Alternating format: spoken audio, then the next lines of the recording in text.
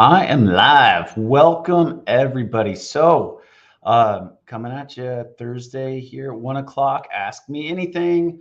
I wanted to just jump back out here. It's been a while since I have been live and I've made a couple of moves. I am now with Summit Funding, an amazing opportunity here to grow the team in Coeur d'Alene as well as to help my fellow clients and realtor partners continue to build wealth through real estate. So super excited to be here today. And what I want to do is get in the habit of every week just jumping on here. I'm going to talk about one thing today. I'm going to talk about the Fed's rate increase yesterday, and then open it up. The chat is live. I am here to answer any questions that you have, whether it is mortgage related, real estate related, if it's what I had for lunch related, anything.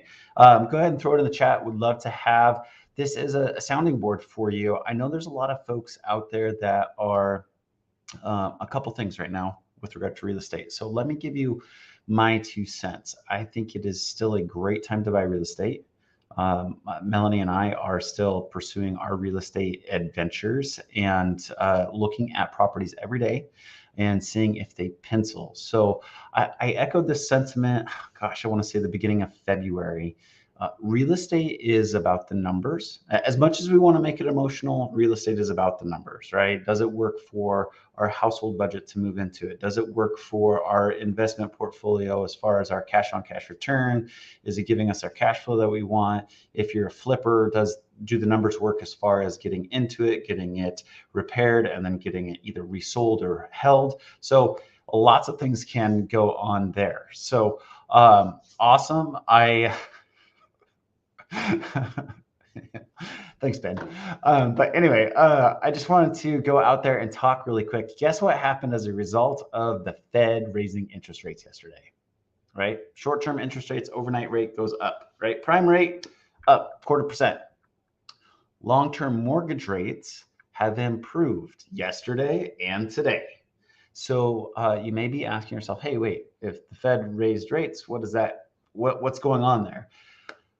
The Fed's short-term interest rate hikes have an impact on one element, and hopefully that one element that Jerome Powell did all he could in his 15-minute press conference to it's to alleviate inflation, right? Inflation.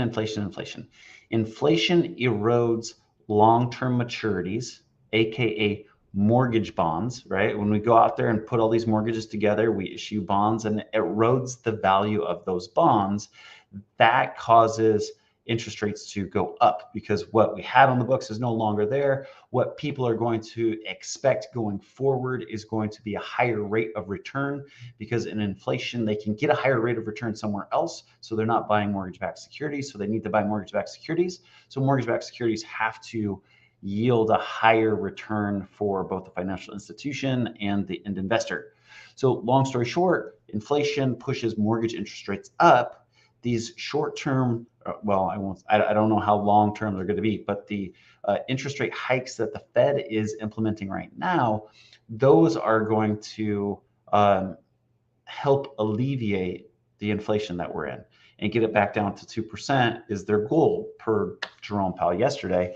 And I'm hopeful that we'll get there by the end of the year. That they don't have a clear crystal ball picture on that, nor do I. But as the tidal wave of inflation starts to subside, we are going to see better mortgage rates.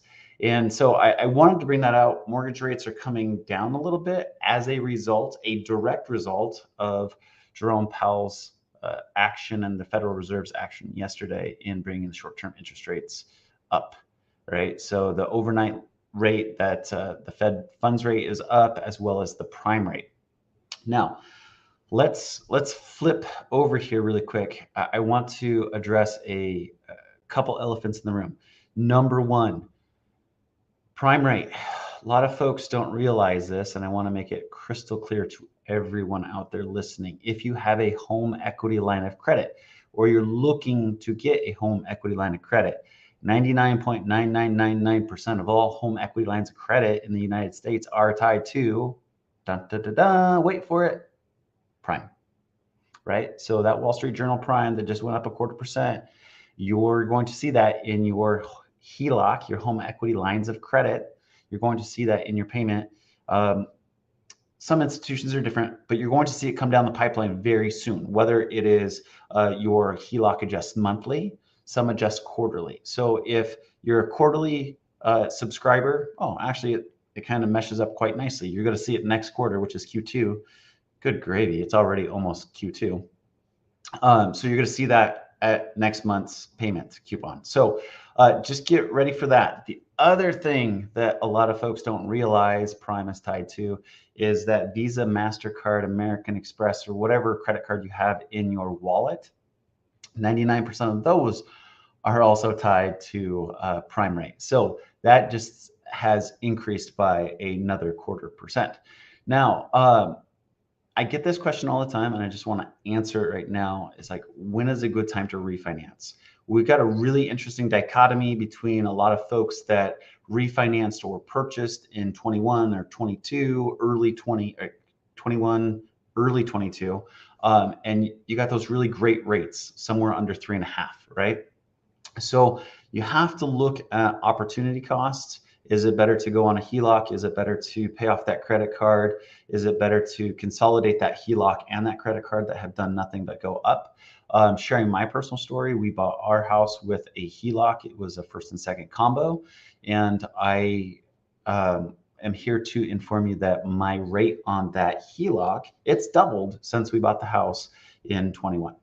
So it's a very important thing to continue to look at your bank statements, continue to look at your mortgage statements. My second mortgage, it's on an automated payment, right? So if you're not going through the due diligence of balancing that checkbook, well, whoever has a checkbook, if you're not going through the due diligence of looking at those bank statements and balancing the money coming in and the money going out, what you signed up for, like we did in 2021, it was a payment of, I think, just under $500. Our payment is now just over $900 on our second mortgage. So it's a very interesting thing to look at, and knowing that where we are in the cycle, do you ride out the wave? Do you refinance it into and consolidate your first and second together? So there's options. So what I would suggest in that case is just to go explore your options.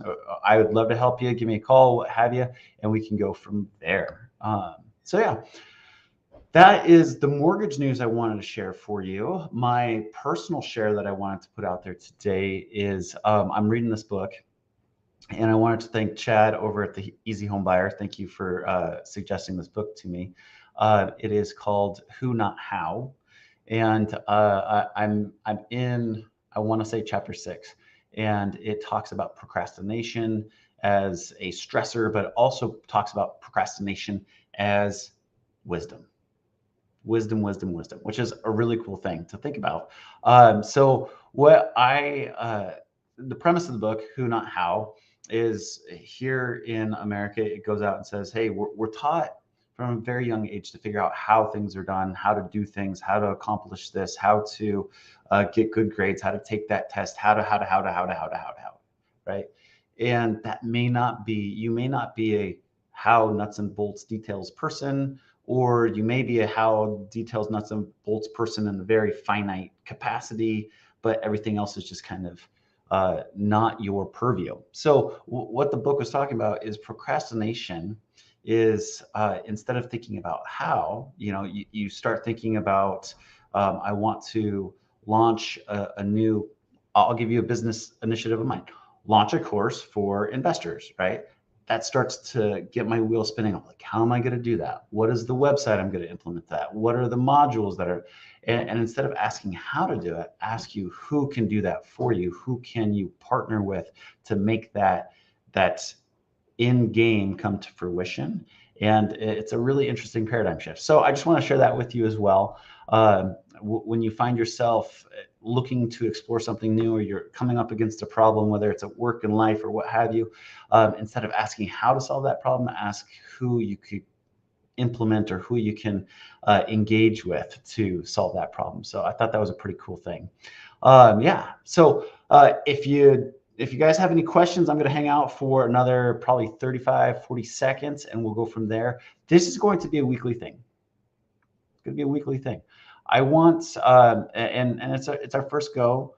Thanks, Ben, for the very fun question. Anyway, but going forward, if you guys have those questions that come up during the week, throw them in the chat. It's going to be here. I'm going to set this as a reoccurring thing that's on my Facebook page. I'm going to bring one mortgage thing. I'm going to bring one kind of personal thing that I'm working through every week. And then I want to answer those questions. I feel we're in this weird flux, right?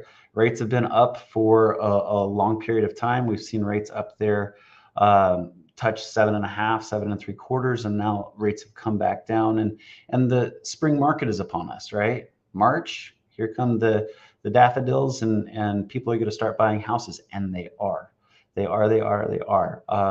My personal experience here is we've had 2 clients here this past week make offers. Both of them were in multiple offer situations, and both of them lost their offers on the houses that they're looking at. So as much as you hear those headlines out there saying the market's going to crash, this or this or this, the buyers are there, my friends. The buyers are there, and they're going to be buying up these houses, and our absorption rate is less than 2 months in a lot of markets here in the Pacific Northwest. So now's the time, in my opinion, and it's going to speed up as we continue to flip the page from Q1 into Q2. So if there's any questions out there that you can come up with, oh, hey, Dion's here. Dion, I gotta say, big shout out to Dion McNeely. I'm gonna throw his question up here. What is a good question to ask a lender when they first start working with them? That's a great question. So Dion McNeely, I got to do a quick shout out for you, Dion. I love you. You need to go subscribe to Dion's YouTube channel. If you're looking for financial freedom, and a great starting point is Dion's YouTube channel. So I will throw that in the chat, Dion. But a good question to ask a lender when you first start working with them. Dion, I'm going to first jump into one of the smaller things that everybody asks that is the wrong question to start with. Everybody asks, what is your rate? And what is your rate? And what is your rate? And I get it. You guys have been trained. What is your rate is the question you should be asked. You should be, there's tons of billions of blogs that have pop-up ad campaigns and what have you. The number one thing that you should be asking your lender, and I'm going to go back to the who versus how situation. When you're starting your engagement into real estate, you have an objective in your mind, right? Whether it's buying your first house, whether it's house hacking, because you saw this on some Bigger Pockets YouTube channel or what have you, and you want to go do this. You want to clearly, the very first thing that you want to do with a lender is you want to clearly express what you want to do right now and in 2 years, and then say to that lender, how am I going to get there? It's our job to help you all with the how. You guys are finding the right who. You're finding us, the mortgage professionals, to enable you to take that next step. So many times, my first question back to people when I sit down with them is like, okay, great. Your goals right now are to buy this new owner-occupied house. Where do you see your investment portfolio in the next 3 to 5 years? And a lot of people scratch their heads because the daunting task of buying this first house is so overwhelming to them. They haven't looked past the next step. So I try to help them with that. The other huge important thing is, timing. Timing is a very important thing in a lot of situations. Real estate is no different, Dion. I want to be in a house by this time. How can I make that happen? When should I start looking is a good question that comes up. And here's my suggestion for you guys in that respect. If you are looking to buy real estate, you should be sitting down with your professionals 6 months prior to when you want keys. 6 months, right? And a lot of folks are looking at me like, oh my gosh, you're crazy. So if I want to buy a house come like August or September, I should sit down with you today, Keith? The answer is absolutely yes. You should sit down early. And here's why, right? So often I work with folks that are near misses, right? I would say of all the people that come into me and see me, like 30% are right out the gate can go get that house done, right? The other 60, other 70%, they have to work on income, they have to work on assets, saving up some money, or they have to work on their credit because there's some credit stuff that just came up that, oh my gosh, I didn't know that was there, right? So it's very important that you get in front of this train before you jump into the pool.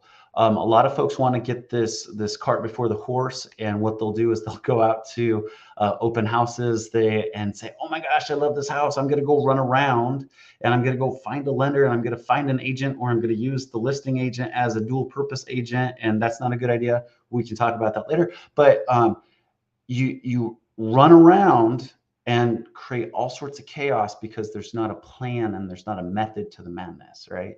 So by getting out in front of it, we get income, assets, and credit all dialed in 110%, and we get you hooked up with the right professionals to make this the most seamless transaction possible. Because real estate, here's a little industry secret, is super easy if you line up the transaction in the proper order.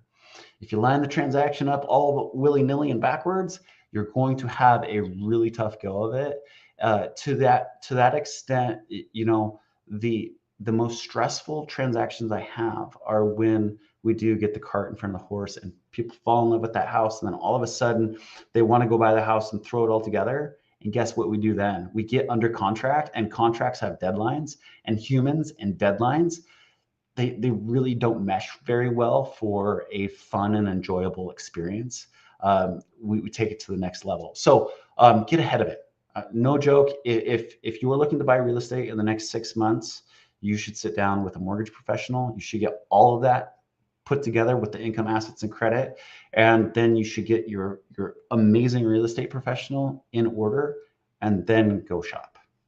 I know this little thing right here makes it horribly easy to jump on Zillow or Redfin or any of the real estate websites and just swipe through that and say, I love the house. Ah. So anyway, long story short, that would be a great way to go. One thing that, another question here from Sean. Sean says, good stuff, Keith. Can you confirm the same multiples are back? Oh, yes. Sean, if you weren't here just a couple minutes ago. So I want to qualify this really quick, Sean.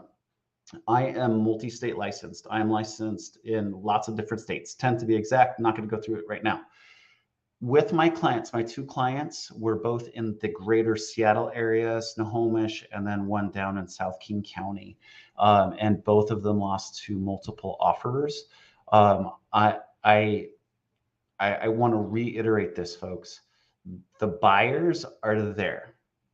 We got through the shell shock of Q1, Q2 transition of 21, of 22, right? In 22, we went literally almost overnight from 3% interest rates up to 4.5%, 5% that peaked out at 7.5%, right? And now, fast forward, we've been doing this for almost a year. We've been up in those higher interest rates in the sixes and low sevens. We've been in those higher interest rates for a year. So what's happened in that year?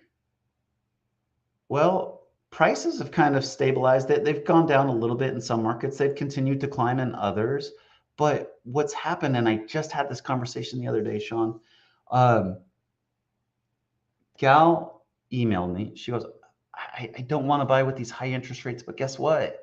I just got my renewal again. And last year, my rent went up $300, and this year my rent is going up $425, and now we're paying over $3,000 to rent up in Bothell. Y'all, you could buy a pretty decent house even at 6.5%, 7% interest rate for $3,000. You just got to know that you can do that. A lot of folks are just saying, great, I'm done with renting. I got to get pre-approved. I'm going to go buy a house. I get that the interest rates are high. Like they say with everything, Sean, what goes up must come down. what goes down must come up, right?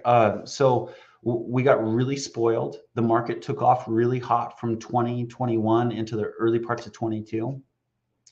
And we hit the brakes in 22 and slowed down. And here is my feelings about 23.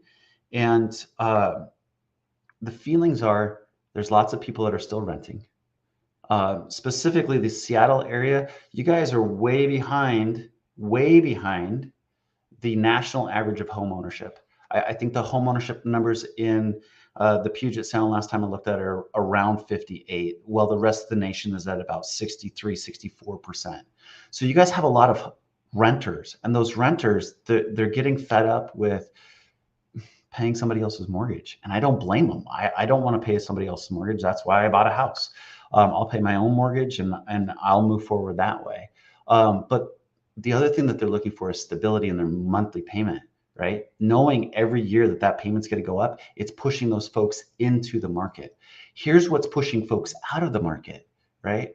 Those move up buyers, those buyers that didn't necessarily need to go buy a new house, but were thinking about buying a new house, those folks, they don't have this urgency, right? So what we're going to see is the inventory tighten up, because if you're in a house and you bought it a year and a half ago, 2 years ago, you're sitting on a 3% interest rate, maybe even lower, right?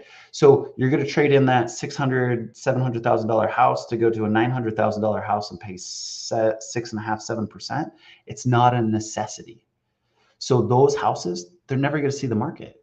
And that's going to, again, constrict the inventory that we see coming into 2023. And you're going to start seeing that. You're already seeing that right now. Look at the inventory numbers. Folks, great thing to do. If you don't have a real estate agent, let me know.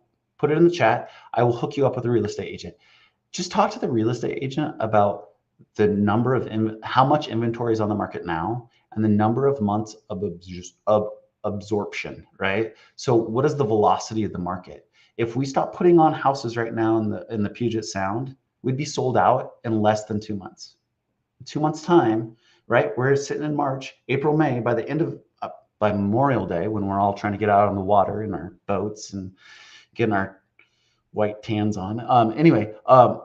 You guys, we'd be out of houses, right? That's not typical for this market. We are still in a seller's market, number one. And number two, it's going to get very interesting, I feel. And we'll play this out. This is going to be a weekly thing, so we'll play this out and see how this works. But we are still in a seller's market, and we're going to start seeing this compress as we get into the buying season. Buying season gets hot and heavy, April, May, into June, right? Once all the kids get out of school, everybody gets on the lakes and goes up into the hills and takes a hike. I love Rattlesnake Lake, by the way. It's a great hike. You should try it out. Easy walk too, as long as you like up. But long story short, start the process now, get ahead of it. I think those are the two takeaways.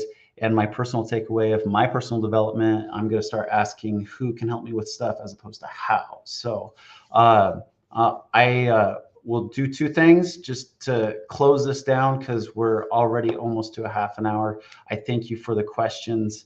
Couple things. I'll put in Dion. Dion, I love you. I'm going to put Dion's YouTube channel in here. You guys should go subscribe and watch his material. He's an amazing thought guide and help you start that process to making work optional.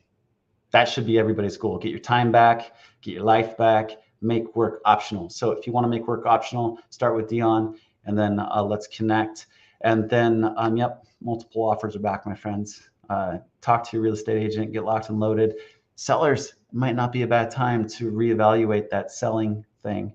If you're looking to move out of state, if you're looking to downsize, you downsize folks, now's the time. So anyway, well, thank you for joining me this beautiful Thursday afternoon. It's always sunny in my head, because my head is above the clouds out there where the sun is. So it's always sunny. Just remember that even behind those clouds, the sun is shining. And we'll catch you next Thursday at 1 p.m. Enjoy and have a great week.